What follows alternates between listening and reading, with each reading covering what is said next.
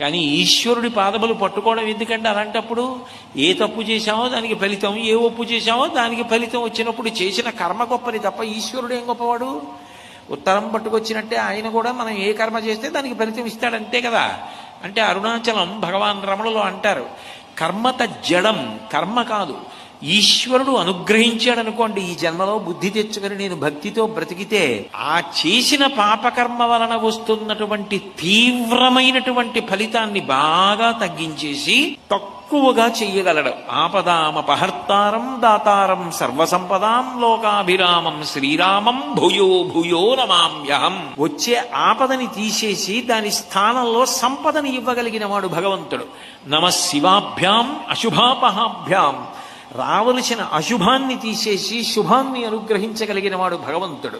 అందుకని చేసిన కర్మకి ఫలితం నేను భరించలేనంతగా రాకుండా